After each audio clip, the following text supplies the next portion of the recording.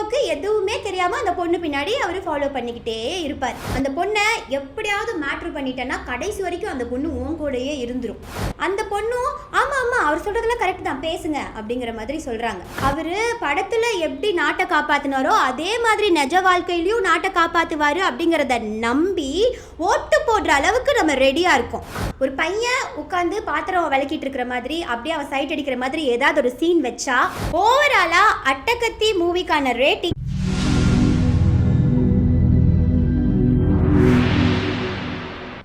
ரஞ்சித் இயக்கத்துல சிவி குமார் ப்ரொடக்ஷன்ல தினேஷ், நந்திதா, ஐஸ்வர்யா ராஜேஷ் உள்ளிட்ட பலர் நடிச்ச அட்டகத்தி திரைப்படத்தை தான் இன்னைக்கு ஹாஸ்ட் டெஸ்ட் பண்ண போறோம். இந்த படத்துல வர்ற விமன் கேரக்டர்ஸை அனலைஸ் பண்ண போறோம். இது விமனின் சினிமா. நான் உங்க பாரதி.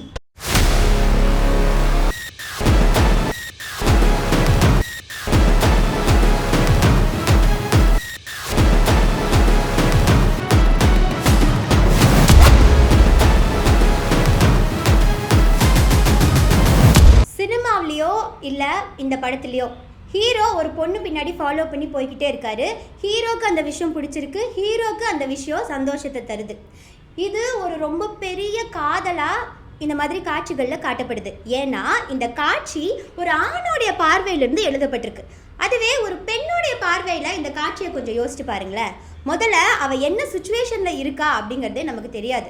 அவளுக்கு ஏதாவது ப்ராப்ளமாக இருக்கலாம், ஃபேமிலி ப்ராப்ளமாக இருக்கலாம், எக்கனாமிக் ப்ராப்ளமாக இருக்கலாம், ஸ்டடீஸில் ப்ராப்ளம் இருக்கலாம், ஏன் ஒரு மிகப்பெரிய துக்கத்தை கூட அவள் அந்த டைமில் ஃபேஸ் பண்ணிகிட்டு இருக்கலாம். இதெல்லாம் ஹீரோக்கு தெரியவே தெரியாது. ஹீரோக்கு எதுவுமே தெரியாமல் அந்த பொண்ணு பின்னாடி அவர் ஃபாலோ பண்ணிக்கிட்டே இருப்பார். இதை பார்க்கக்கூடிய ஒரு யங்ஸ்டர்ஸ் நிஜ வாழ்க்கையிலையும் இதை ஃபாலோ பண்ணுறான். அந்த பொண்ணுக்கு அவன் ஃபாலோ பண்ணுற விஷயம் பிடிச்சிருக்கா இல்லையா அப்படிங்கிறது கூட தெரியாமல் அந்த பொண்ணுக்கு நம்ம ஃபாலோ பண்ணுறது பிடிச்சிருக்கு அப்படிங்கிறத அவனே நம்பிட்டு அந்த பொண்ணை ஃபாலோ பண்ணுறான். இந்த மாதிரி ஒரு பெண்ணோடைய பெர்மிஷன் இல்லாமல் அவளை ஃபாலோ பண்ணுறதுங்கிறது ரொம்ப பெரிய தப்பு. ஸ்ட்ராக்கிங் இது ஒரு மிகப்பெரிய ஹராஸ்மெண்ட். இந்த காட்சி நிஜ வாழ்க்கையிலையும் பிரதிபலிக்குது. இந்த படத்தில் ஹீரோவோடைய ஃப்ரெண்டு ஹீரோ கிட்ட சொல்லக்கூடிய ஒரு டயலாக், அந்த பொண்ணை எப்படியாவது மேட்ரு பண்ணிட்டேன்னா கடைசி வரைக்கும் அந்த பொண்ணு உன் கூடயே இருந்துரும். இந்த காட்சியை நான் எப்படி பார்க்குறேன்னா, பழைய படத்துலலாம் ஹீரோ ஹீரோயின் கழுத்தில் போய் தாலி கட்டிட்டாருன்னா ஹீரோவுடைய கண்ட்ரோலில் தான் ஹீரோயின் இருக்கணும் அப்படிங்கிற மாதிரியான ஒரு சிந்தனை இருக்கும். அதே கொஞ்சம் அப்டேட்டட் வெர்ஷனாக நம்ம அந்த பொண்ணை எப்படியாவது மேட்ரு பண்ணிட்டோம்னா அந்த பொண்ணு நம்மளுடைய கண்ட்ரோலில் தான் இருக்கும்.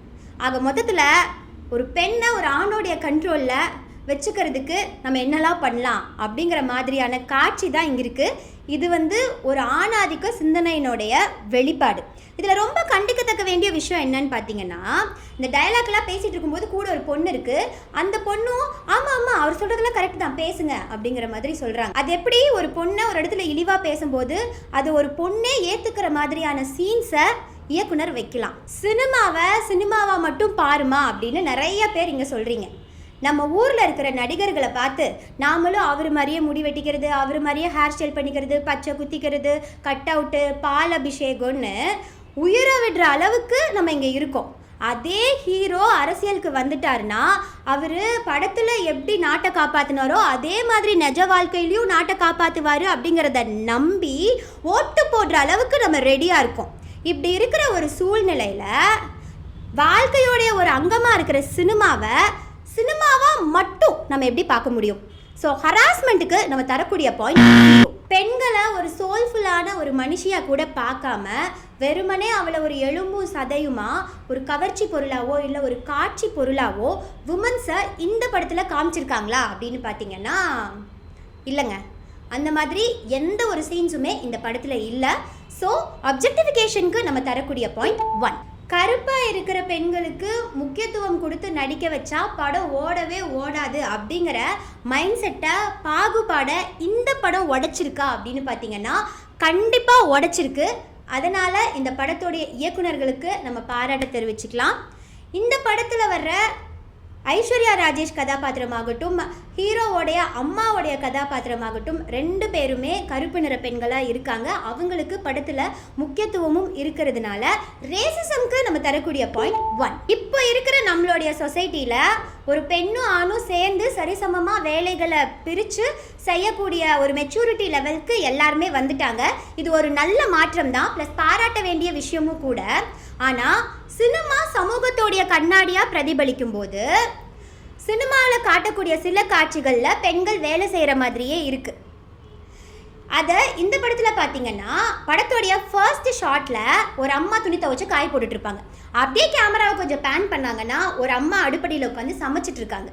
இந்த படத்தில் வர்ற பெண் கதாபாத்திரங்களுக்கான கேரக்டர் ஸ்கெட்ச் எப்படி இருக்குன்னா, ஒன்று அவங்க வீட்டில் இருக்கும்போது பாத்திரம் கழுவுறாங்க, வாசல் கூட்டுறாங்க, சமைக்கிறாங்க, இந்த மாதிரியாக இருக்குது. ஆனால் ஒரு ஆணுடைய கதாபாத்திரம் அவங்களுடைய கேரக்டர் ஸ்கெட்ச் இந்த படத்தில் எப்படி இருக்குன்னா, அவங்க வீட்டில் இருக்கும்போது ஒன்று சாப்பிட்றாங்க, இல்லைனா தூங்குறாங்க, இல்லைனா பெண்களை சைட் அடிச்சிட்டு இருக்காங்க.